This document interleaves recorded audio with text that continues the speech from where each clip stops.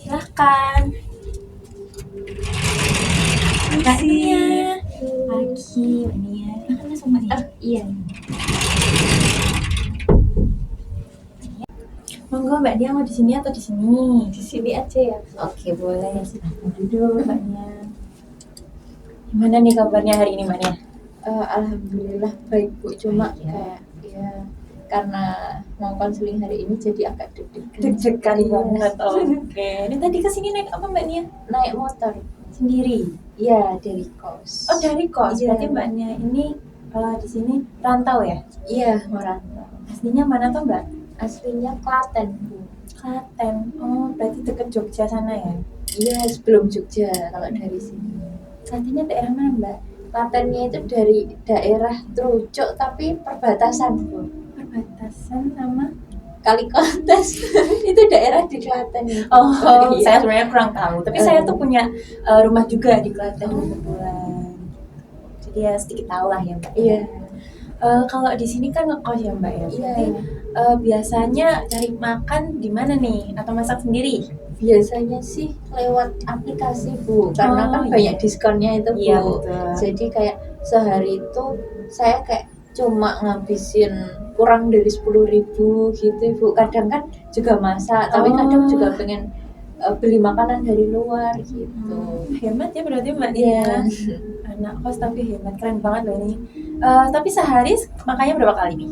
Sehari itu nggak nentu sih Bu. Kalau lagi kalau lagi capek, lagi stres gitu, lagi burnout itu kadang kayak bisa sampai 5 kali Bu. Oh iya ya. Iya, Tapi karena nggak apa-apa sih. bawaannya lapar Bener. terus. Tapi yang penting kan kita sehat ya Mbak ya. Ini makanannya makanan sehat atau enggak nih? Aduh, kadang-kadang iya, kadang-kadang juga enggak. Iya. Nggak apa-apa, sekali-kali lah Iya. boleh. Gitu. Kesibukannya apa sih Mbak Nia nih? Kalau kesibukannya itu kebetulan kan kemarin tuh ini Bu, kayak ada demis gitu kan Bu di organisasi. Nah, tapi saya tuh nggak bisa demis Bu. Kenapa? Saya jadi ketua ya Bu. Oh gitu, ih, keren banget loh Mbak Nia jadi Iya, ketua tapi di di organisasi apa ini? organisasi ini Bu, karate. Wah, gitu. berarti jago karate nih. Aduh, Wah, bisa dong ini dicontohin mungkin ya. takut. Di karatenya di kuliah di mana Mbak? Di UNS Ibu. Oh, berarti organisasi karate UNS Iya. gitu. Seuniversitas ya berarti. Iya. Jadi ketuanya. Iya. Keren sekali. Ternyata sekarang tuh cewek tuh juga bisa jadi ketua karate Iya. loh ya. Ih, keren banget Mbak Nia. Ini berarti pemilihannya tuh kayak voting gitu atau yang Iya, awalnya itu sebelum yang acara demisan itu tuh saya kan ditembusi dulu Ibu langsung dari ketua dan juga kayak senior supaya jadi ketua selanjutnya gitu Bu. Awalnya tuh saya nggak mau, Iya. kayak nggak tahu harus jawab apa juga gitu kan. Tapi waktu itu diyakinin bahwasanya kayak ini nanti bakal dibantu bareng-bareng kok gitu kan Bu. Nah setelah saya melihat dari satu periode kemarin tuh juga kayak emang bagus gitu loh Bu, dikerjain bareng-bareng, terus komunikasinya juga bagus. Jadi saya ya iya aja, tapi nanti kan tetap lihat voting di musyawarahnya juga kan Bu. Ya udah akhirnya hasilnya saya Bu. Saya sebenarnya kayak tanggung jawabnya besar Iya, banget betul. gitu. tapi enjoy kan Mbak jadi ketua nih. Berarti udah berjalan menjadi ketua nih, udah mulai. Udah kemarin itu ada pengajuan SK legalitas gitu Bu. Jadi kayak setiap mulai tahun baru itu tuh kayak diajuin kelegalitasannya Ormawa gitu. Dan itu yang kerja Mbak Nia gitu ya. Gimana nih pengalamannya sebagai ketua gitu? Aduh, sebenarnya kalau awal-awal ini tuh masih kayak ya udah masih santai gitu ya Bu. Paling cuma kemarin tuh buat SK legalitas tuh benar-benar ngebut karena cuma dikasih waktu dikit gitu ya Bu, dimana itu harus buat kayak proposal 53 lembar Ibu. Sendirian Bu, saya Ya ampun. habis itu terus tapi kemarin tuh juga saya kan sempat cerita ke senior gitu ya Bu, Mbak ini beneran 53 lembar ini Mbak gitu kan. Iya nih ya, tapi habis itu dibantu Bu bareng-bareng. Akhirnya sebelum di hari H deadline itu tuh udah selesai duluan, udah di print, udah diajukan. Berarti aman ya, Mm-mm. kerja dengan baik nih Mbaknya nih.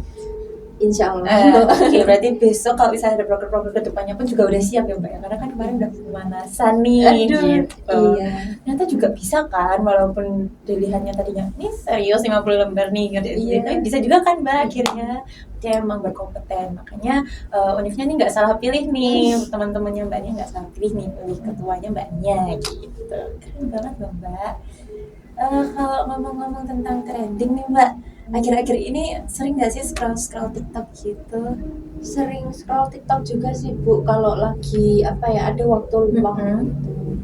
Lagi lihat-lihat cerita apa nih yang lagi boom gitu hari ini? Kemarin itu ya Bu, ada apa ya, selebtok ya Bu namanya. Iya, seleb di TikTok itu tuh yang selingkuh 2 kali. Waduh, iya toh Mbak? Iya. Siapa Mbak? Saya kurang tahu sebenarnya. Ini boleh nyebut nama di konseling nggak? Boleh Mbak, bebas di sini dirahasiakan tenang aja. Itu namanya Jule itu loh Bu. Oh, Jule ya tahu yang dulu istrinya orang Korea iya. ya, punya anak 3 kalau nggak salah. Iya. Padahal suaminya ganteng banget. Iya, saya tahu. Kayak kok bisa Iya. selingkuh gitu. Mungkin emang manusia itu kadang kan tidak puas gitu ya dengan apa yang sudah diberikan Tuhan gitu. Mungkin ya itu yang dialami juga sama Kak Juli itu gitu. Berarti ini kemarin ada isu lagi ya terkait dia gitu. Iya Bu. Nah itu kan Bu, kan kemarin dia sempat ada berita selingkuhin suaminya yang dari Korea. Nah habis itu selingkuh sama petinju. Nah habis selingkuh sama petinju, si petinjunya itu diselingkuhi juga Bu. Berarti beruntun gitu ya Mbak ya. Habis itu terus ternyata selingkuh sama calon atau ini pasangan temennya sendiri Bu katanya. Jadi kayak Juli ini punya teman, terus yang menjadi selingkuhannya si Juli itu adalah pacar dari temannya sendiri gitu. Dia itu kayak jadi istri nggak bisa ya Bu, jadi ibu juga nggak bisa, sekarang jadi teman juga nggak bisa. Kayak dia itu kayak apa gitu ya Bu. Ya mungkin kita nggak tahu juga ya Mbak ya, Juli itu sebenarnya dalam dirinya itu seperti apa ya, mungkin emang kebetulan karena dia ini sosok yang dikenal oleh orang banyak, jadinya apapun yang dia lakukan itu tersorot kamera gitu ya. Mungkin orang-orang biasa yang lebih parah dari Juli, cuman kita ya nggak tahu ceritanya aja gitu. Ngomong-ngomong Mbak Nia udah pernah ikut konseling belum sebelumnya? Sebelumnya pernah sih Bu, cuma masalahnya beda. Saya beda, kalau boleh tahu yang menjadi permasalahan konseling di konseling sebelumnya itu tentang mungkin pribadi atau karir atau lebih ke pribadi. Ada hal yang kayak dulu itu jadi masalah tapi kayak masih keinget gitu loh Bu sampai sekarang, cuma beda sama yang mau saya ceritakan kali ini. Oke, berarti karena Mbaknya ini juga tadi memang sudah menghubungi saya ya Mbak ya, saya akan meninjau kembali terkait apakah Mbaknya itu kesini datang dengan sukarela Mbak? Iya, sukarela ya, tanpa ada paksaan dari siapapun termasuk saya ya Mbak. Iya. Dan hari ini adalah hari Rabu, di mana ini menjadi hari yang kita sepakati bersama-sama ya. Oke. Nah, mungkin Mbaknya sebagai bentuk dokumentasi di sini tersedia inform consent yang berisi tentang data diri Mbaknya. Nanti juga di sini akan dijelaskan terkait yang kurang lebihnya tentang konseling itu seperti apa. Nah, tadi kan Mbaknya juga udah menyebutkan kalau misalnya Mbaknya ini pernah mengikuti konseling, jadi mungkin kurang lebihnya akan sama Mbak. Mungkin di sini saya akan menjelaskan lagi terkait konseling ini, yaitu di mana di ruangan ini juga nantinya Mbaknya bisa bercerita senyamannya Mbaknya aja, semua yang mau dikeluarkan silahkan untuk disampaikan, dan dipastikan bahwa apa yang ada di ruangan ini akan tetap ada di sini, jadi tidak mungkin akan keluar kemana-mana Mbaknya, baik dari saya maupun dari Mbaknya sendiri. Dan nantinya konseling ini akan berjalan kurang lebih 45 menit sampai dengan 60 menit. Jadi apabila nanti terdapat hal-hal yang Mbak Nia kurang nyaman, bisa disampaikan agar saya bisa menyesuaikan keadaan sehingga nantinya Mbak Nia bisa nyaman selama konseling gitu. Di sini juga ada tisu dan juga air minum apabila Mbak Nia membutuhkan keduanya gitu. Ngomong-ngomong, di sini ruangannya sudah nyaman Mbak Nia? Nyaman ya Bu. Untuk AC-nya Udah pas ya. Oke. Di sini mungkin bisa langsung diisi dulu Mbak. Ini ada info konsen, nantinya bisa dibaca-baca dulu dan juga diisi.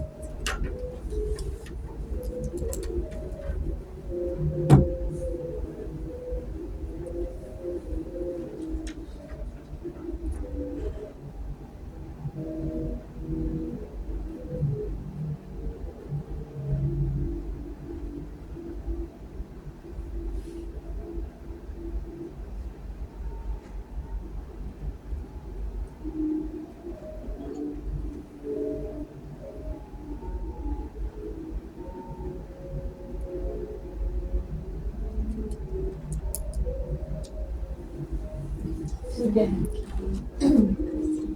Nah, selanjutnya Mbak Nia membawa HP. Apa itu? Oke, di sini juga ada dokumentasi sebagai bentuk bukti ya terkait terjadinya konseling ini antara kita. Dan di sini ada presensi kehadiran dari Mbak Nia. Mungkin bisa langsung di-scan aja. Nanti itu mengarah ke Google Form Mbak Nia, nanti bisa diisi.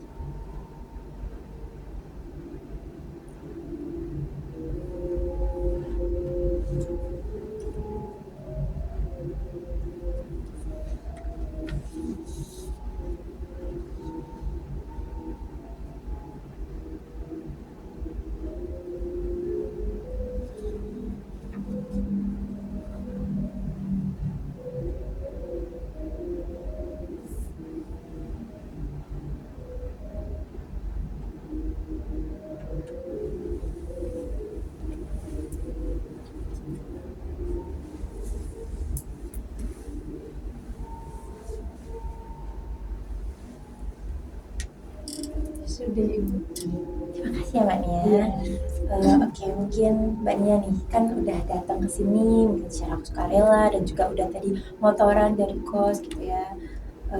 Di tengah kesibukannya Mbak Nia udah mau meluangkan waktu buat datang ke sini. Saya mengucapkan banyak sekali terima kasih karena kepercayaan Mbak Nia juga sudah mau bercerita ke saya. Nah, dari Mbak Nia sendiri nih, saya mau tanya apa yang sekiranya membawa Mbak Nia ke sini? Jadi ini Bu, untuk nggak akhir-akhir ini juga sih Bu, tapi kayak saya tuh bingung dengan diri saya sendiri ya Bu.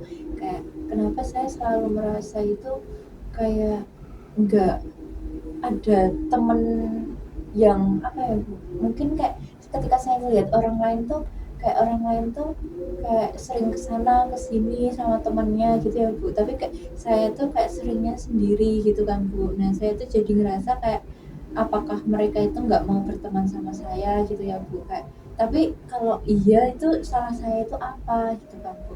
Terus juga saya itu apa ya, kalau ngelihat orang lain yang gampang punya circle gitu ya Bu, tapi kok saya nggak segampang itu gitu loh Bu. Saya nggak kayak mereka yang dimana mereka itu kayak misal hari ini mereka mau makan nih, nah mereka bareng-bareng sama teman-temannya sama circle-nya gitu ya Bu, tapi kok saya enggak gitu kan Bu. Terus kadang juga kalau saya di suatu lingkungan nih Bu, misal kayak di lingkungan A gitu ya, nah itu nanti saya kayak ada dengar nih ada orang yang bilang ih nanti makan yuk kesini gitu kan Bu.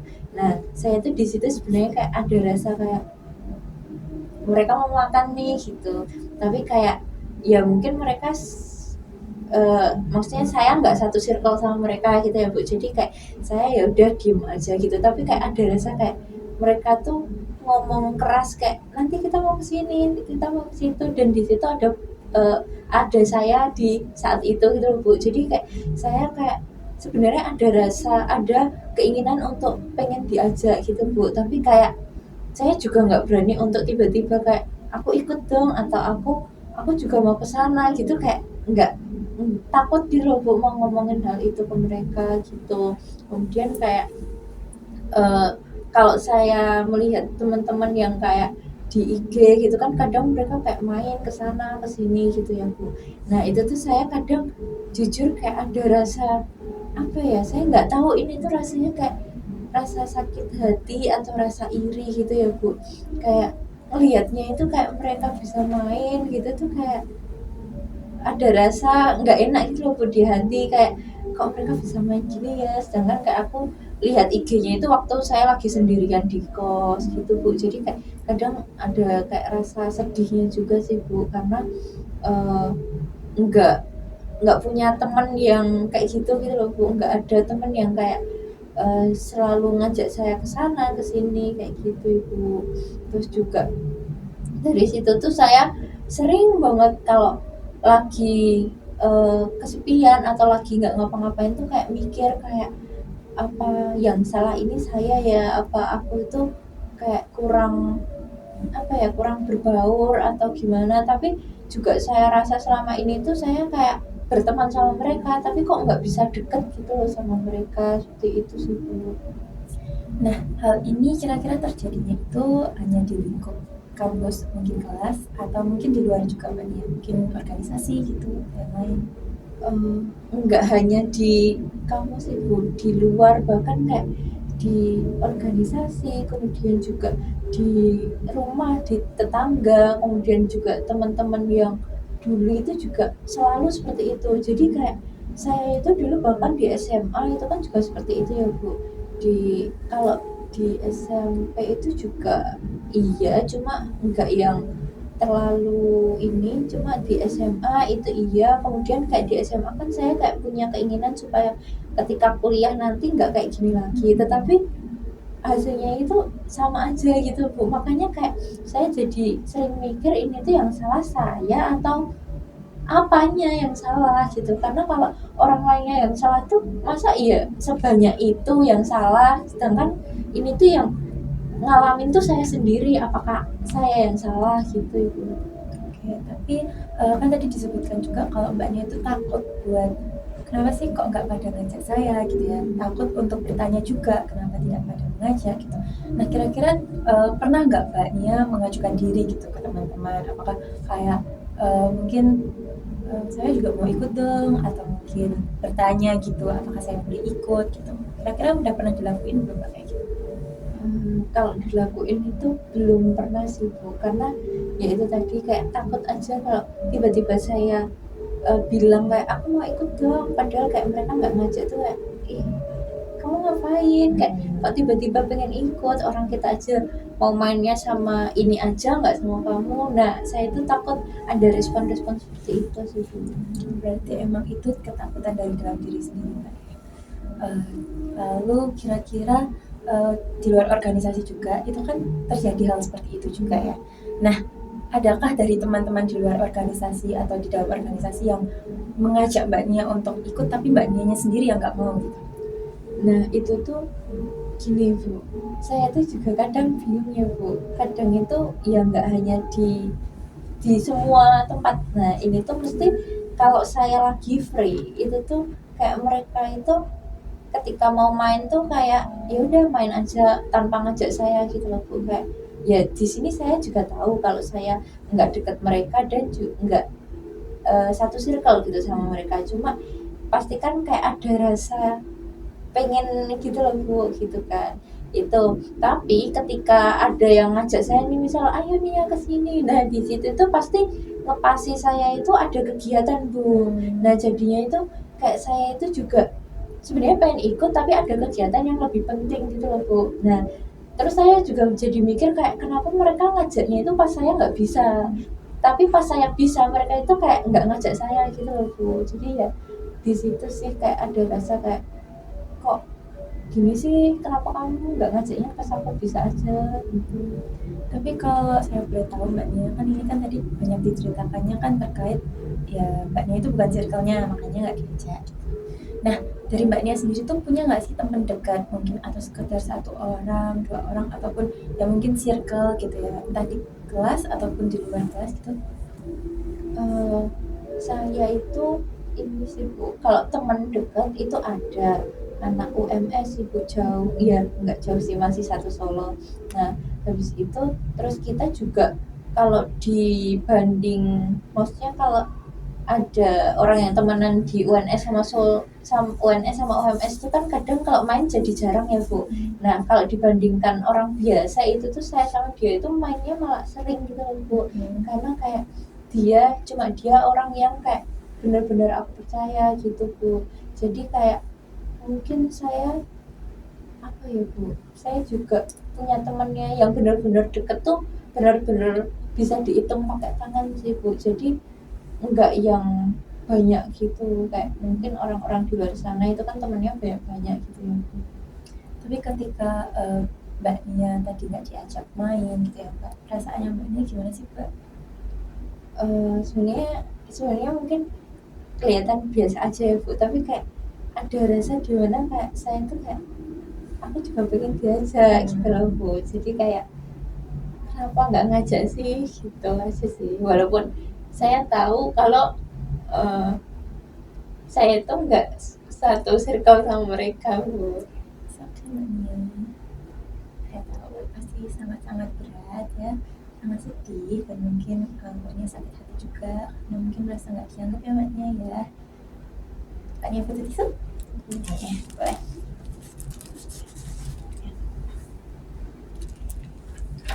Minum kalau misalnya tuh ya. Oke, saya paham betul Mbak Nia, mungkin bisa untuk dilegakan dulu perasaan-perasaan yang mengganjal yang menjadi kesedihannya Mbak Nia juga. Saya paham bagaimana rasanya ketika kita ada di lingkungan yang besar tapi rasanya sendiri gitu. Oke, Mbak Nia, berdasarkan ceritanya Mbak Nia nih, saya juga ingin tahu apakah ada hal yang membuat Mbak Nia itu merasakan ini? Apakah di masa lalu mungkin terdapat hal-hal yang tidak mengenakan terkait dengan pertemanan sehingga Mbak Nia ini bisa merasakan hal ini? Kalau dulu itu kalau waktu saya masih kecil sampai TK gitu saya itu nggak ada masalah pertemanan Bu, justru malah saya itu lebih apa ya, dominan dibanding teman-teman saya. Jadi kayak saya itu semisal aku mau ini, nah teman-teman saya itu tuh kayak pada nurut di saya. Nah tapi ketika masuk di SD itu kan mungkin karena ada yang lebih punya sifat yang lebih dominan lagi dibanding saya. Nah itu tuh jadi teman-teman saya itu tuh yang awalnya mungkin nurut sama saya itu jadi sama mereka gitu Bu. Kemudian karena itu juga itu saya jadi mungkin agak jauh dari teman-teman awal saya tadi seperti itu. Nah kemudian di SD itu tuh saya juga punya satu teman yang saya itu percaya, kemudian saya itu juga cerita banyak hal ke dia. Kan saya setelah ada orang yang lebih dominan dari saya ini kan orang-orang pada takutnya ke teman yang inti tadi yang lebih dominan tadi, sehingga saya di situ benar-benar temennya itu waktu itu cuma 2 orang Bu. Nah saya itu cerita ke 2 orang itu, kayak saya waktu SD dulu kan sempet ada rasa kayak suka sama orang gitu ya Bu, terus juga ada cerita ini itu gitu kan Bu waktu SD. Nah itu tuh saya bilang ke mereka berdua ya Bu. Nah terkait itu ya, terkait rahasia-rahasia saya, tapi tuh ternyata salah satu dari mereka itu ada yang bocorin ke orang lain. Nah bocorinnya itu ke orang yang dominan ini tadi, dimana kayak dia itu tipe orang yang kayak suka nyari masalah gitu loh Bu. Nah waktu si si orang yang dominan ini tahu itu tuh kayak masalah saya yang tadinya rahasia yang cuma bertiga aja tahu, itu tuh jadi semua satu kelas tuh tahu Bu, kayak saya suka sama ini tahu. Jadi kan dari situ kayak saya kayak di apa ya, di kayak dibully lah Bu, kayak kamu suka sama ini nih, kamu dicari ini ya loh ini. Nah di situ kan saya jadi kayak merasa malu sendiri kan Bu, kayak rahasiaku kok kebongkar nih tiba-tiba gitu kan. Nah setelah saya tahu si orang ini tadi, teman saya yang deket sama saya tadi itu yang bocorin, nah di situ saya benar-benar kecewa kan Bu.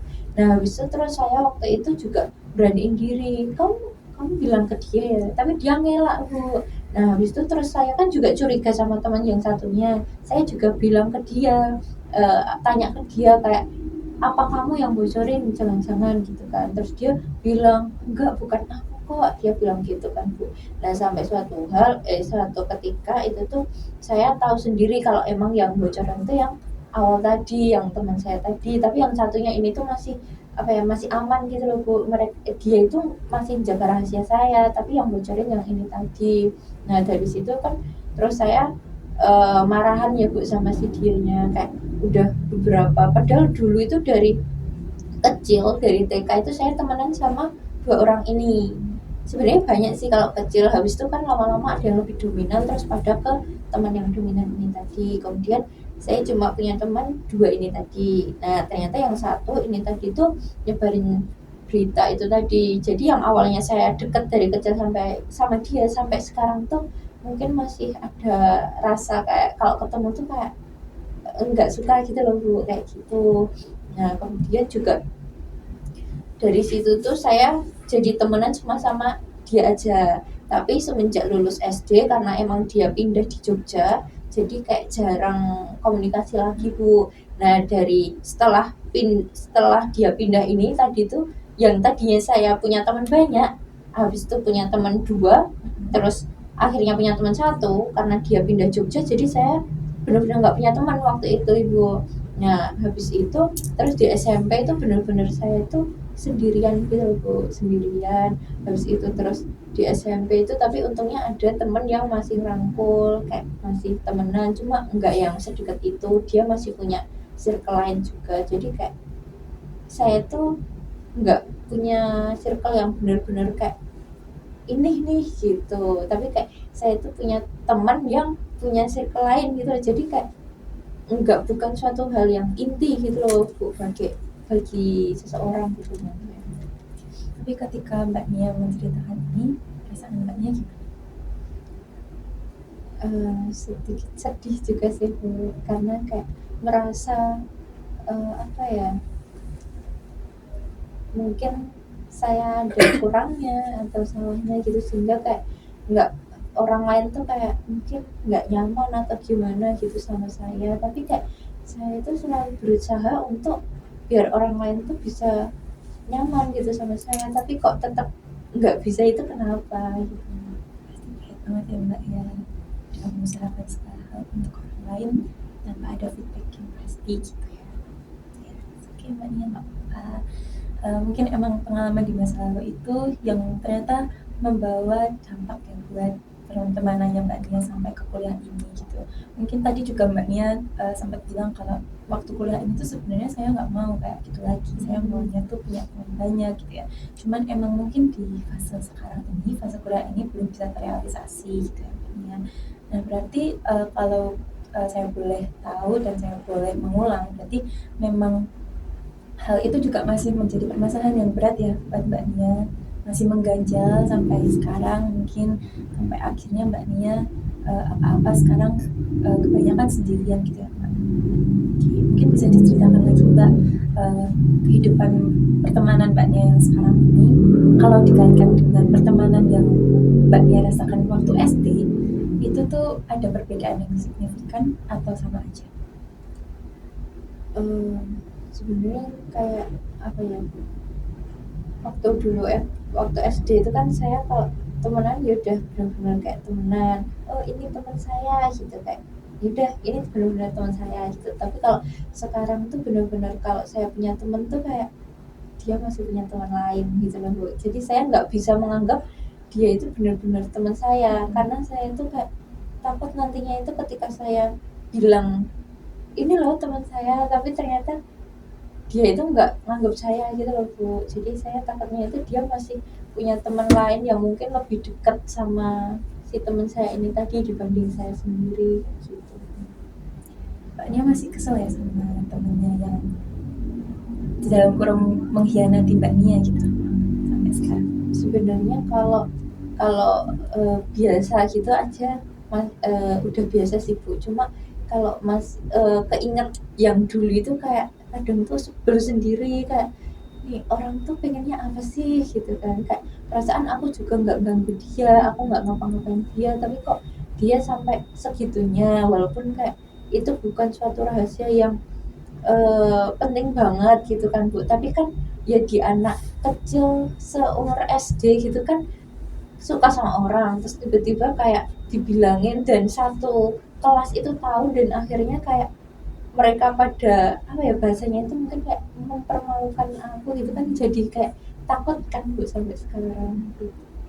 Berarti sampai sekarang pun Mbak Nia kalau misalnya ada sesuatu yang ingin diceritakan, Mbak Nia menceritakan ke siapa Mbak?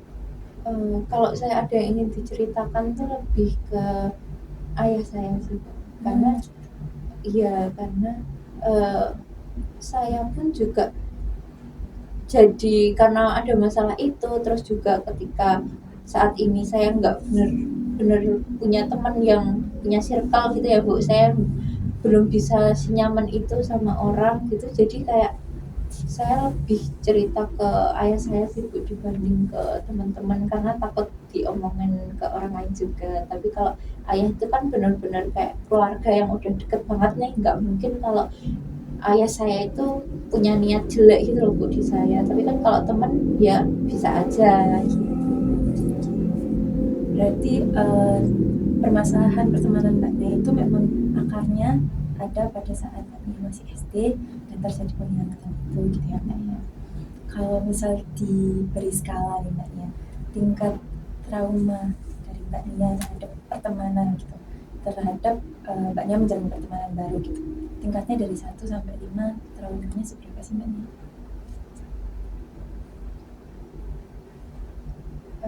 Justru saya tadi mau ngomong 3 tapi tiba-tiba itu kayak ada apa ya, ingin nambahin jadi 4 gitu. Ya Mbak ya, pasti sangat berat ya Mbak Nia. Soalnya waktu itu nggak hanya di SD Bu, di SMA itu juga.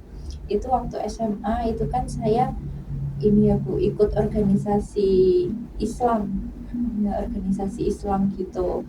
Nah itu kan nggak boleh deket sama cowok ya Bu. Nah tapi ya waktu SMA itu saya emang deket sama cowok, karena emang cowok itu yang bantu saya itu buat bisa apa ya, bisa belajar lagi, bisa eh, ketika saya lagi sedih itu ya dia yang nemenin saya gitu loh Bu. Jadi saya deket sama si teman saya yang cowok. Nah kemudian ada teman saya ini cewek, itu nah si teman cewek saya ini tuh adalah teman saya waktu SD, cuma nggak deket. Nah waktu itu terus saya beraniin diri lah buat cerita ke teman saya ini, kayak aku sebenarnya deket sama ini tapi kamu jangan bilang siapa-siapa ya gitu kan Bu, karena takutnya nanti jadi masalah di organisasi Islam itu tadi.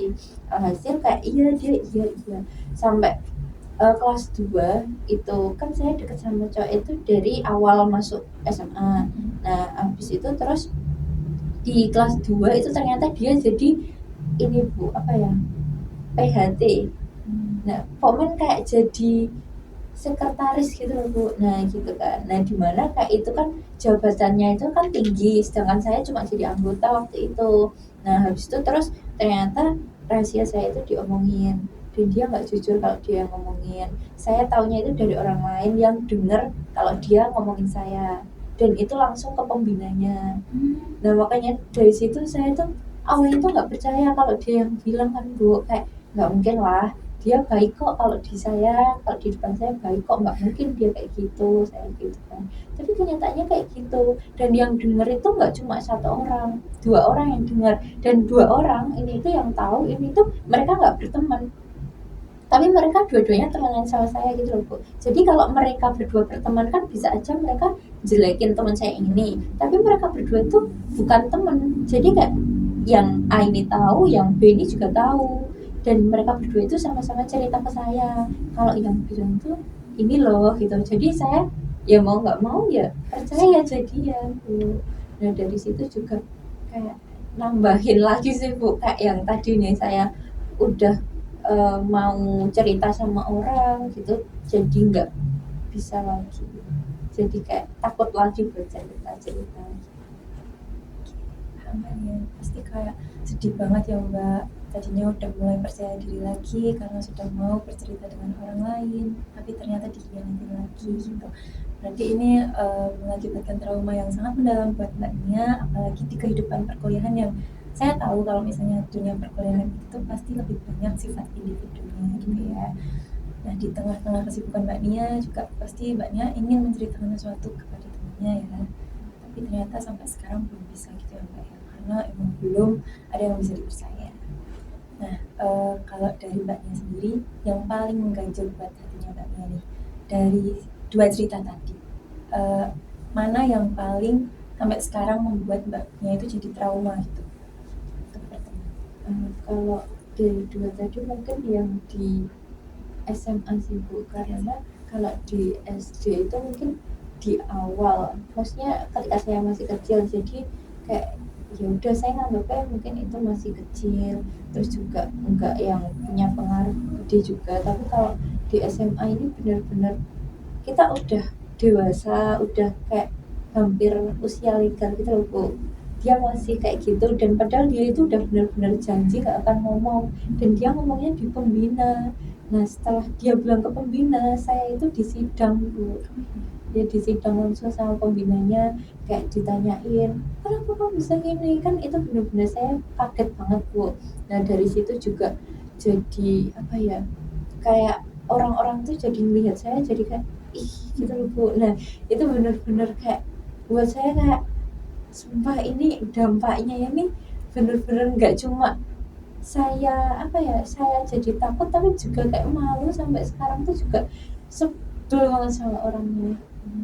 Tapi ada nggak mbak dampak lain gitu? Misalnya ternyata mbak Nia juga mendapatkan perilaku bullying gitu. Kalau tadi kan yang di SD juga ada ya yang membuli secara perkataan gitu. Nah kalau di kuliahan itu juga ada nggak mbak? Kalau di kuliah, Di SMA maksudnya? di SMA itu kalau lebih, kalau bully itu nggak ada sih Bu, cuma saya yakin ada omongan di belakang. Karena eh, waktu itu pernah saya itu kayak lagi datang nih di suatu eh, apa kayak ya mereka mungkin ini ya sekretaris, bendahara, ketua di organisasi Islam itu. Nah itu tuh mereka lagi ngobrol nih, terus saya datang. Nah mereka kayak langsung tiba-tiba diem. Habis itu dari salah satu dari mereka itu bilang, habis dari mana nih gitu. Habis itu aku habis dari kantin gitu. Habis itu terus dia bilang oh nggak sama itu, kayak apa ya maksudnya itu, kayak apa sih gitu loh. Kayak terasa banget gitu ya mbaknya kalau misalnya habis diomongin tentang antara mbak Nia dan itu gitu ya. Oke, oke. Nah mbak Nia di sini untuk menuntaskan perasaan mbak Nia itu tadi, mungkin kan juga mbak Nia masih mengganjal ya sampai sekarang, makanya mbak Nia belum bisa berteman dengan siapapun gitu di kuliah ini. Mungkin bisa berteman tapi tidak seintens itu gitu ya. Saya ingin mengajak mbak Nia untuk melakukan teknik konseling. Di dalam konseling ini nantinya akan diadakan teknik yang bernama empty chair atau teknik kursi kosong gitu. Nanti Mbak Nia memposisikan diri sebagai Mbak Nia di sana, dan juga kursinya akan kosong dan Mbak Nia diminta untuk membayangkan gitu sosok siapa yang sebenarnya itu tuh menghantui perasaan Mbak Nia selama ini, yang mengakibatkan Mbak Nia itu belum bisa menjalin pertemanan lagi, belum bisa membangun kepercayaan kepada teman lagi gitu. Dan Mbak Nia nanti juga mempunyai kesempatan untuk berada di posisi sosok ini gitu. Jadi apa yang ingin disampaikan Mbak Nia dalam menjadi Mbak Nia kepada orang ini, dan apa yang ingin Mbak Nia dengar dari orang ini kepada Mbak Nia gitu. Nanti Mbak Nia akan diminta untuk duduk di sana, lalu berganti ke sini, lalu menyampaikan apa yang sekiranya ingin didengar oleh Mbak Nia, lalu kembali ke sana lagi, seperti itu berulang kali. Nah, kalau misalnya boleh saya tahu dari pengalaman cerita tadi, kalau saya boleh menganalisis, apakah seseorang yang ingin menjadi sosok di kursi kosong itu adalah teman Mbak Nia saat SMA? Iya SMA. Karena itu ya Mbak yang paling mengganjal ya, yang paling menyakitkan Mbak Nia, dan sampai sekarang Mbak Nia masih belum bisa lupa gitu. Oke Mbak Nia, mungkin Mbak Nia sudah siap? Iya. Dari penjelasan saya ada yang mau ditanyakan? Berarti nanti saya ganti-gantian gitu ya. Betul. Memposisikan diri sebagai di situ sebagai Mbak Nia, di sini sebagai sosok itu. Sudah siap? Oke. Di sini saya izin untuk berpindah tempat karena nantinya ini tempat kan digunakan untuk Mbak Nia gitu ya. Jadi saya akan di situ dulu, tenang aja Mbak Nia, saya akan mengarahkan, jadi tidak perlu takut, tidak perlu bingung gitu ya. Oke. Mbak Nia sekarang silakan tatap kursi ini. Oke. Tenangkan hati Mbak Nia ya. Bayangkan sosok yang menghantui perasaan Mbak Nia tadi, teman SMA Mbak Nia yang mengkhianati Mbak Nia ada di sini. Sekarang bayangkan sosok itu menggunakan baju apa, mungkin mukanya seperti apa masih ingat wajahnya ya, lalu dengan ekspresi wajahnya mungkin Mbak Nia juga masih ingat ya. Oke, udah mulai terbayang Mbak Nia? Sudah. Kalau saya boleh tahu teman Mbak Nia pakai baju apa sekarang? Pakai baju bunga-bunga. Mungkin itu identik ya dengan teman Mbak Nia. Mungkin Mbak Nia bisa lihat ekspresinya sekarang sedang kayak gimana nih Mbak Nia? Sedikit senyum, cuma enggak yang selebar itu, kayak senyum-senyum, pengen ketawa tapi kayak enggak ketawa. Oke, saya paham. Oke, Mbak Nia, terkait permasalahan di hati Mbak Nia, bisa disampaikan kepada temannya apa yang menjadi sesuatu yang mengganjal gitu di hatinya Mbak Nia, bisa disampaikan. Kayak sebelumnya mungkin aku mau tanya sih ke kamu, kayak tentang permasalahan yang dulu, yang dimana aku waktu dulu itu disidang oleh pembina, oleh ya sama pembina-pembina itu kan masalahnya tentang yang aku dekat sama cowok, dan itu hanya sekedar dekat untuk teman belajar aja, untuk biar aku nggak kesepian lagi, nggak sendirian lagi. Nah, kok sampai pembina tahu itu, apakah emang benar kamu yang ngomongin ke mereka atau enggak? Dan kalau iya, itu kenapa, alasanmu apa gitu? Karena waktu itu aku udah benar-benar minta kamu, aku udah yakin ngomong ke kamu, udah cerita semuanya ke kamu, terus aku juga udah minta supaya kamu diem, kamu juga udah janji supaya kamu nggak bilang ke orang-orang, tapi kenapa malah diomongin?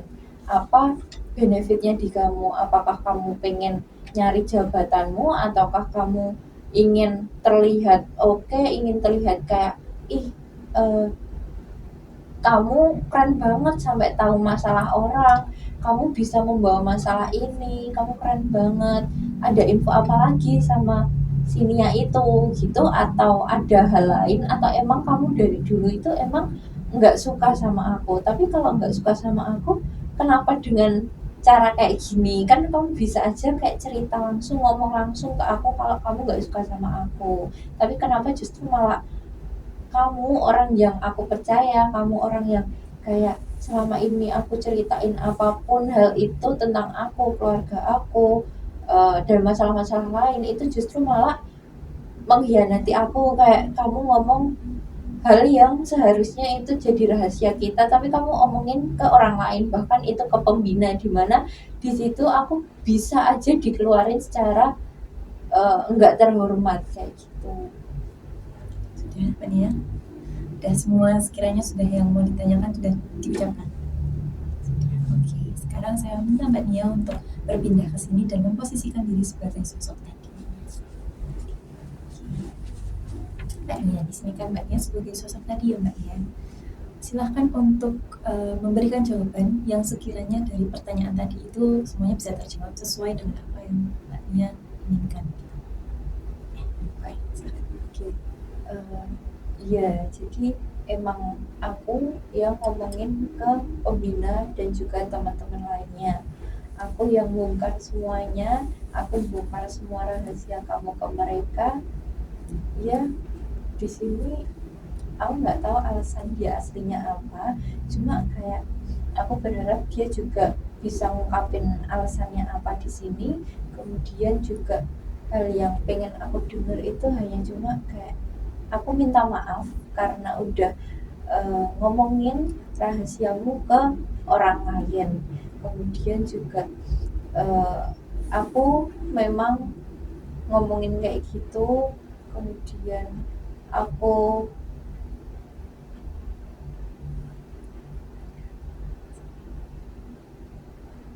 saya nggak tahu sih yang bakal dia omongin apa, karena saya juga nggak tahu alasan dia apa ya Bu. Tapi yang pengen saya dengar itu hanya pengakuan dia dan juga perminta maafan dari dia aja, karena kayak sampai sekarang pun dia nggak mengaku dan juga nggak minta maaf, padahal tuh ada orang lain yang udah jadi bukti, udah dengar dia ngomong langsung ke pembina dan juga teman-teman saya yang lain. Perasaannya gimana mbaknya? Kalau disadi kayak lega, apa yang ingin saya sampaikan tuh ya seperti itu tadi gitu, jadi kayak lebih lega karena bisa ngomongin itu, tapi belum leganya mungkin belum ke orangnya, tapi kalau mau ke orangnya itu kayak saya juga nggak berani. Perasaan mbaknya di sini gimana? Ya pasti mungkin kalau saya dengar itu dari dia itu saya nggak akan marah, tapi malah nangis kayak kok bisa kamu kayak gini, apa salahku sama kamu, perasaan juga selama ini aku nggak ada, ya aku nggak tahu ya aku pernah punya salah sama kamu atau enggak, cuma ya pasti ada, cuma kenapa nggak diomongin aja, kenapa nggak dicari solusinya dengan cara yang baik, kenapa kamu malah nyebarin rahasiaku ke orang lain, dimana rahasia itu tuh kayak sangat berpengaruh banget dengan nama saya gitu di orang-orang. Mungkin itu bisa diucapkan lagi atau mungkin mau ditambahin, mbaknya bisa kembali ke sini lagi untuk menjadi mbaknya lagi, karena kan tadi pasti ini belum semuanya tersampaikan ya mbak. Masih ada yang ingin ditanyakan kepada sosok ini, sosok berbaju bunga-bunga, sosok yang dimana dia terlihat seperti ingin tertawa tapi ternyata tidak gitu ya. Boleh disampaikan lagi unek-uneknya mbaknya, pasti masih ada yang mengganjal. Jangan lupa loh mbaknya, kalau misal semua itu ternyata berdampak sampai sekarang, ternyata mbaknya masih gak bisa percaya sama orang lain ya kan mbak. Dan itu semua terjadi juga karena ada penyesalan atau mungkin ada hal yang belum terselesaikan oleh sosok ini gitu ya mbak. Mungkin bisa disampaikan, gak apa-apa disampaikan aja, mungkin bisa dikaitkan juga dengan apa yang mbaknya rasakan sekarang gitu. Mungkin di sini kayak ya itu tadi, aku pengen dengar pengakuan dari kamu, kemudian aku pengen kalau emang iya, dan ya pasti iya karena ada orang yang lihat langsung, ada yang dengar langsung, dan itu nggak cuma satu orang aja tapi dua orang, dan mereka itu bilang ke saya gitu. Nah, aku juga pengen kamu minta maaf ke aku karena kamu udah nyebarin itu, dan di sini pun aku juga nggak akan, bahkan kayak aku nggak bisa marah sama kamu, karena kayak aku mungkin bakal lebih ke sedih aja, karena kenapa orang yang selama ini aku percayai, aku kayak anggap seperti adikku sendiri, itu justru malah eh, bohong ke aku, kayak nyebarin rahasia aku juga gitu. Kenapa, apa masalahmu sama aku, apa salahku sama aku, apa salahku sama kamu sehingga kamu itu bisa sampai kayak gini gitu, yang kayak itu jelekin nama aku banget gitu, bahkan sampai guru-guru lain pun pada tahu hal itu, pada kayak ngomongin, bahkan dulu juga pernah aku diomongin kayak gitu di depan kamu juga, dan kamu pun cuma ketawa-ketawa, padahal di situ posisiku aku udah tahu kalau yang ngomongin tuh kamu, di situ bener-bener aku juga sedih, kayak kecewa banget sama kamu, cuma aku di sisi lain juga nggak berani ngomong kayak gini, karena ketika aku tanya sama kamu pun juga kamu nggak mau mengakui itu, kamu masih menyangkal kayak bukan aku, padahal udah ada buktinya. Kemudian juga dari perilakumu itu akhirnya berdampak sama aku sampai saat ini, yang kayak aku nggak bisa percaya lagi sama orang lain, aku jadi sendirian, aku jadi takut untuk bisa punya teman dekat lagi, karena aku takut nanti dia akan sama kayak kamu. Terus juga kenapa kamu sekarang tuh malah juga kelihatannya itu lebih bahagia dari aku, kenapa yang dulunya kamu itu ngehianati aku, tapi kenapa kamu sekarang kayak jauh lebih bahagia sama aku, kamu sekarang bahkan deket sama cowok lain, dimana dulu kamu jadi sekretaris organisasi Islam, dimana kamu nggak boleh deketan sama cowok, tapi sekarang kamu jauh lebih deket sama cowok, bahkan kamu main sampai malam, dan semalam itu kamu pegangan tangan, kamu yang sedekat itu, dan kamu nggak ada hukuman buat kamu, kamu nggak dapat apa yang dulu aku dapetin di masa SMA aku, ketika dulu aku temenan sama cowok di mana itu aku cuma temenan sama dia karena dia yang bisa bantu aku, dia yang ngajarin aku kalau misal aku nggak tahu suatu hal, kemudian dia yang selalu nyemangatin aku kalau aku lagi sedih, kalau aku lagi sendirian. Jadi ya aku nyaman sama dia, jadi aku tuh deket sama dia. Tapi justru kamu kayak merasa kayak dia itu pacaran sama si cowok itu, padahal kan di organisasi Islam nggak boleh gitu-gitu. Aku sampai namaku jelek kayak gitu, tapi kenapa waktu sekarang di masa kuliah kamu deket sama cowok, bahkan aku nggak tahu kamu ngapain, itu tuh justru kamu nggak dapet nama jelek dari apa yang telah kamu lakuin. Berat ya Mbak, gak adil ya rasanya. Dia pengennya dia juga dihukum ya. Saya paham. Oke, mungkin Nia masih ada yang mau disampaikan?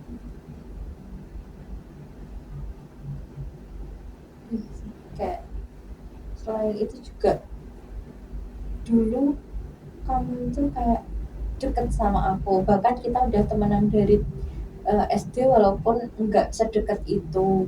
Kemudian di SMA pun kamu juga selalu deket sama aku karena dulu mungkin kamu lebih nggak berani untuk di depan orang ngobrol gitu dibanding sama aku.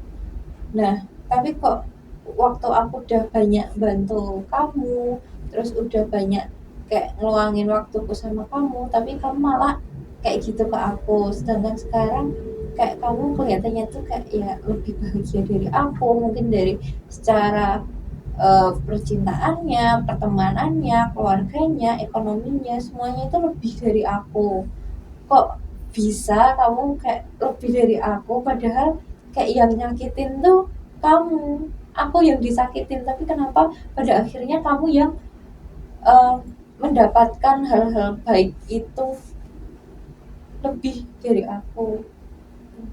Dan kayak dulu waktu SMA juga ketika aku dijauhin sama orang-orang itu kamu kayak bodoh amat, kamu kayak nggak merasa kamu salah, kamu nggak merasa kalau semua hal itu karena kamu nggak merasa kalau sama ini nama aku bisa jelek, kemudian kayak diingat orang-orangnya itu pasti yang ngingetnya itu yang jelek-jelek aja, itu gara-gara kamu itu kamu nggak sadar dan kamu merasa kayak ya dirimu aja nggak bersalah, kamu merasa nggak bersalah tentang apa yang selama ini aku alami. Kemudian waktu itu aku juga pernah tanya ke kamu, kira-kira aku kalau nggak punya teman di kuliah kayak gini tuh yang salah dari aku apa, dan dia itu dengan gamblangnya dia nyalahin aku kalau aku tuh gini, aku keras kepala, aku gitu, aku kurang ini, kamu kurang gitu, padahal yang buat aku kayak gitu tuh dia, padahal yang buat aku kayak nggak berani untuk mengungkapkan diriku itu dia, karena dia yang udah aku percaya untuk aku ungkapin semua hal, tapi dia itu malah bongkar itu semua itu gara-gara dia. Tapi itu waktu aku tanya hal itu ke dia, dia itu justru malah nyalahin aku yang nggak bisa terbuka, aku yang kurang ini, aku kurang itu. Rasanya gimana Mbak? Dia benci, sebel, marah, atau apa? Jujur aku nganggep dia itu udah kayak adikku sendiri, udah kayak saudaraku sendiri, karena emang kita juga lahir di tanggal dan bulan yang sama walaupun beda tahun, dan tapi itu aku udah nganggep dia seperti adikku sendiri. Tapi kayak kalau benci sih aku kayak nggak bisa benci sama dia, cuma kayak sebel, dan aku tuh pengen lihat dia itu dapetin apa yang aku rasain juga. Kalau aku dulu kayak gitu ya kenapa dia nggak kayak gitu, walaupun kayak aku juga kasihan kalau lihat dia kayak gitu, cuma kayak masih merasa nggak adil aja sih, nggak adil banget, bukan nggak adil aja. Bisa kesini lagi Mbak Nia, mungkin ada balasan yang ingin diucapkan oleh Rizky itu terhadap apapun yang tadi dikatakan oleh Mbak Nia di sini. Di sini mungkin di sini saya nggak bisa ngomong kayak banyak ini, mungkin di sini kayak lebih ke oke, aku minta maaf atas semua hal yang aku lakuin ke kamu. Aku minta maaf kalau dulu aku pernah ngungkapin yang mungkin bagi kamu itu rahasiamu, tapi aku sebarin ke orang-orang. Aku minta maaf. Kemudian aku minta maaf apabila kayak ketika kamu curhat, ketika kamu cerita kalau kamu nggak bisa punya teman di perkuliahan, itu tuh aku justru malah nyalahin kamu. Aku minta maaf banget. Mungkin itu juga karena diri aku sendiri, tapi aku nggak bisa sadar. Kayak aku jadinya itu malah nyalahin kamu di sini. Ya aku mau minta maaf sebesar besarnya. Oke, sudah lumayan tenang Mbak. Kalau kamu memposisikan diri sebagai sosok itu, dimana kamu dibilang Nia, ya tadi dibilang Nia gak adil gitu, kamu dapat kayak gitu, kamu udah dapat yang lebih dari aku, bahkan di sekarang kamu udah punya gandengan baru, sedangkan aku di sini tuh benar-benar menjaga gitu ya, balasannya benar-benar gak sesuai nih. Nah, kalau kamu memposisikan diri sebagai dia gitu, dapat perkataan seperti itu dari dia, perasaannya gimana?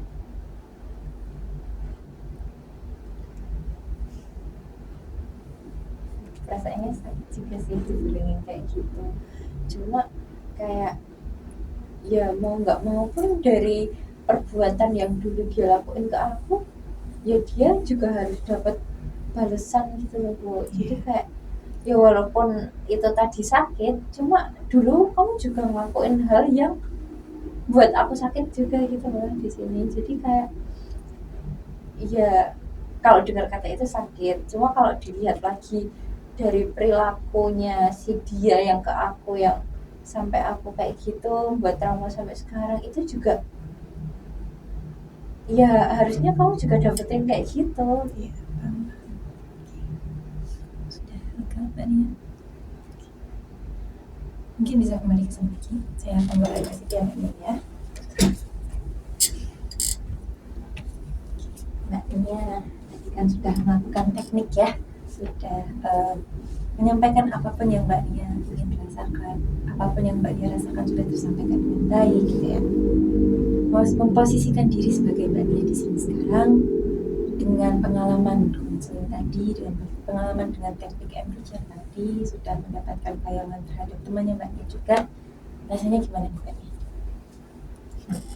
Sebenarnya saya tadi juga nggak punya apa ya Bu, nggak punya rencana untuk ngomong ini semua ya Bu. Iya. Saya di sini tadi juga spontan aja ngomongnya, kayak mungkin ini adalah hal yang benar-benar saya ingin sampaikan ke dia gitu Bu.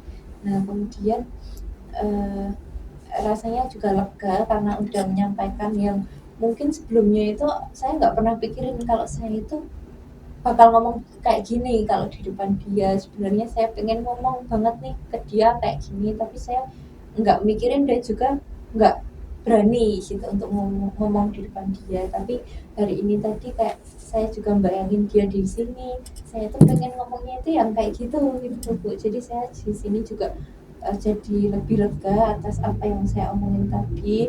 Kemudian di sisi lain tapi saya juga ketika Bu Wina tadi bilang kayak coba bayangin ketika temennya saya tadi itu dengar perkataan kayak seharusnya kamu nggak dapet ini semua, ini nggak adil buat kamu gitu kan. Itu sebenarnya juga buat sakit hati juga. Saya pun kalau digituin bakal sakit hati juga. Cuma kalau dilihat lagi dari hal yang udah dia lakuin ke aku itu kayak ya dia juga harus dapet dong kayak gitu sih Bu. Oke Mbak Nia, berarti tujuan dari teknik ini itu terlaksana dengan baik ya Mbak, karena kan memang tujuannya bagaimana Mbak Nia itu bisa mengeluarkan apapun yang Mbak Nia rasakan, apapun yang ingin Mbak Nia sampaikan, walau mungkin tadi juga tidak terencana dan memang itu ternyata yang ada di hatinya Mbak Nia yang mungkin ya besok-besok gak bisa disampaikan juga, tapi melalui teknik ini paling tidak Mbak Nia sudah melakukan itu, sudah mengurangi beban di hatinya Mbak Nia gitu ya. Tapi tadi setelah konseling perasaannya cukup menjadi berkurang bebannya atau gimana? Iya sih Bu, lebih kurang, bahkan kayak apa ya, sebenarnya saya pengen ngomong, jadi pengen ngomong ke dia Iya. juga gitu. Saya juga pengen tahu, jadi dari teknik ini tadi itu tuh saya jadi malah lebih kepo alasan dia itu apa sih sebenarnya kayak gitu. Tapi udah cukup lega ya Mbak ya, udah Iya. plong. Kalau misalnya dilihat dari tadi kan udah menceritakan segala pengalamannya Mbak Nia juga nih. Saya cuma mau tahu nih Mbak Nia, karena kan ini juga tadi udah mulai terkurangi beban perasaannya gitu. Kedepannya karena Mbak Nia juga pasti membutuhkan orang lain, gitu. Pasti butuh teman ya Mbak. Mbak Nia mau tetap untuk menjaga diri untuk tidak banyak berinteraksi dengan teman, atau setelah konseling ini ternyata Mbaknya sudah paham gitu ya, ternyata saya juga butuh orang lain dan tidak semua orang kok seperti itu gitu. Atau masih tetap ingin menjaga jarak dengan orang lain. Mungkin masih tetap ada batasan juga ya Bu, karena pasti kayak kalau mau jadi teman deket tuh pasti juga ada prosesnya, nggak tiba-tiba langsung jadi teman dekat. Tapi kalau mungkin kayak lebih berinteraksi sama orang sih iya sih Bu, karena saya juga selalu ingin apa ya, selalu berusaha untuk bisa deket sama orang walaupun belum terjadi juga.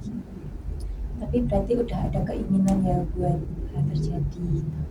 Berarti dari sini tadi Mbaknya juga udah paham ya apa yang menjadi alasan kenapa Mbak Nia tuh sampai sekarang kok masih pengennya tuh jaga jarak sama teman, pengennya kok kenapa ya orang-orang tuh nggak mau ngajak aku gitu. Ternyata bukan dari orang lain ya Mbak, karena kan Mbak Nia kan bilang kalau misalnya kenapa kalau misalnya itu dari orang lain kok semuanya kayak gitu gitu kan, kenapa banyak banget kalau misalnya emang itu dari orang lain kok kenapa banyak banget orang yang kayak gitu, baik itu di dalam kelas ataupun di organisasi, kenapa semuanya kayak gitu. Nah, berarti sekarang Mbak Nia sudah sadar ya kalau misalnya itu tuh bukan terjadi karena orang-orang di sekitarnya Mbak Nia aja, tapi emang karena ada suatu hal yang belum selesai di hatinya Mbak Nia. Sudah paham ya Mbak berarti? Udah gimana nih Mbak? Capek ya pasti ya hari ini ya konseling hari ini. Tapi saya berharap semoga konseling ini membawa hal yang baik kepada Mbak Nia. Untuk kedepannya semoga Mbak Nia terbayarkan rasa capek konselingnya hari ini. Semoga bisa menjalin pertemanan dengan orang lain secara maksimal gitu ya. Jangan takut Mbak Nia untuk mencoba berinteraksi mungkin atau membuka diri gitu ya, karena Mbak Nia punya kesempatan yang sama oleh orang lain gitu kan. Kita semua punya kesempatan yang sama. Tapi itu kembali ke Mbak Nia sendiri. Apakah Mbak Nia emang ingin hidupnya begini-begini saja gitu ya. Maksudnya ada di tahap ini yang ya memang ini zona nyamannya Mbak Nia gitu. Dan itu tidak masalah Mbak Nia, tidak apa-apa. Atau Mbak Nia mungkin ingin mencoba hal yang baru gitu ya. Atau Mbak Nia mungkin ingin besok aku mau menjalin pertemanan dengan ini, kalau dia bukan circleku gak apa-apa lah aku join gitu, atau gimana, itu terserah Mbak Nia. Mungkin itulah yang akan Mbak Nia pikirkan atau mungkin rancang gitu ya ke depannya mau bagaimana setelah konseling ini. Tapi kalau misalnya ngomong-ngomong nih Mbak Nia, pengalaman konseling ini adalah pengalaman pertama yang menggunakan teknik ini. Iya. Seru Mbak Nia? Atau Iya. Sebenarnya tadi tuh ini ya Bu, kayak saya waktu Bu Ina tadi bilang ada teknik ini, sebenarnya saya masih bingung Kak, saya nanti harus gimana gitu kan Bu. Tapi tadi juga dijelasin sama Bu Ina kalau saya harus gini gitu kan.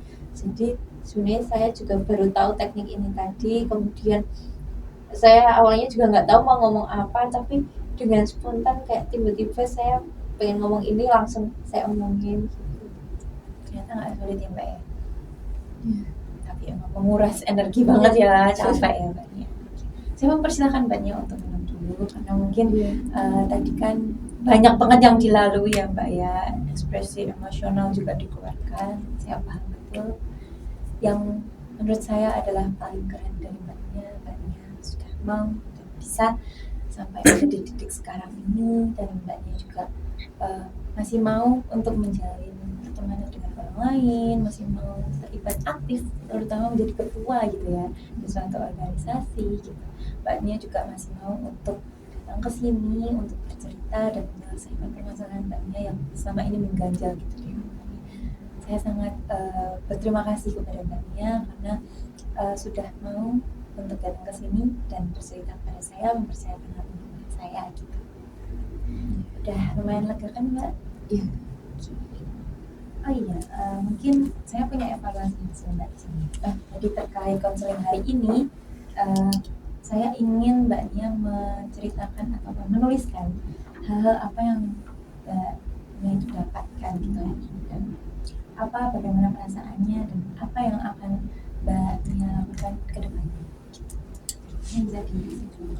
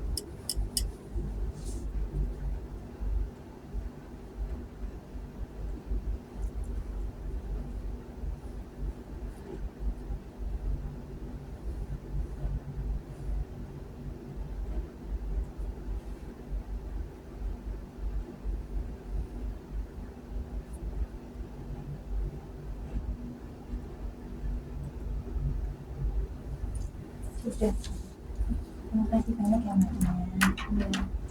Mbak Nia, dari sesi konseling tadi nih, saya mau tahu kira-kira apa sih yang menjadi apa yang Mbak Nia dapat gitu dari konseling hari ini? Apakah apa yang menjadi insight baru gitu atau pemahaman baru dari konseling hari ini dari Mbak Nia terhadap konseling? Jadi yang saya dapatin dari konseling hari ini itu adalah kayak saya jadi sadar Bu bahwasanya itu saya mungkin sulit dalam pertemanan gitu ya Bu. Itu tuh karena mungkin diri saya sendiri yang punya biasanya masih punya trauma untuk bisa berteman dengan orang lain lagi, karena dulu saya pernah dikhianati gitu ya Bu, rahasianya pernah dibocorkan ke orang-orang seperti itu Bu. Kemudian juga di sini saya jadi lebih kayak mungkin yang tadinya saya masih belum terima jadi kayak lebih bisa terima karena kan juga kejadiannya udah berlalu gitu, nggak bisa diulang lagi. Kemudian juga saya jadi lebih lebih paham aja. Kemudian juga saya jadi lebih berarti ini yang salah emang karena diri saya belum selesai dengan masa lalu. Jadi mungkin setelah mungkin saya nanti bisa menerima semuanya, kemudian juga bisa berdamai gitu ya Bu dengan hal-hal yang pernah terjadi di saya, itu nanti saya bisa lebih membuka diri lagi supaya saya nggak selalu merasa sendirian, saya bisa mendapatkan teman-teman di luar sana sehingga kayak ya saya bisa berkembang lebih baik lagi. Keren sekali Mbak Nia, terima kasih ya sudah mau datang hari ini, sudah mau bercerita dengan saya dan juga sudah melakukan hal-hal baik gitu ya hari ini. Mungkin Mbak Nia karena waktunya juga sudah menunjukkan lebih dari 50 menit Mbak Nia, dan ternyata pengalaman-pengalaman ini sudah dipahami dengan baik oleh Mbak Nia. Saya izin untuk mengakhiri dari konseling hari ini. Semoga apa yang menjadi perbincangan kita hari ini bisa berguna untuk Mbak Nia di kemudian hari. Nah mungkin kalau misalnya Mbak Nia ada yang mau diceritakan lagi atau mungkin sekiranya masih perlu untuk bercerita dengan saya, Mbak Nia bisa menghubungi saya untuk janji temu. Saya kebetulan tidak ada agenda apa-apa di minggu ini dan minggu depan, jadi kalau misalnya Mbak Nia ada keperluan sesuatu gitu ya, bisa untuk menghubungi saya, pintu saya terbuka untuk Mbak Nia gitu. Iya, terima kasih ya Bu. Saya juga terima kasih kepada Bu Mina karena sudah membantu saya untuk agar saya itu bisa sadar gitu Bu terkait dengan apa yang sedang saya rasakan, saya alami seperti itu. Habis ini mau ada acara apa Mbak Nia? Habis ini ada mau makan dulu sih Bu, Makan karena siang ya. udah lapar. Iya. Oke. Oke. Saya pamit ya Bu. Oh iya, langsung ya ini Mbak Nia. Iya Bu. Terima kasih ya Mbak Nia. Hati-hati loh ya nanti. Iya Bu. Kita buka dulu ya. Terima kasih ya Bu. Mari.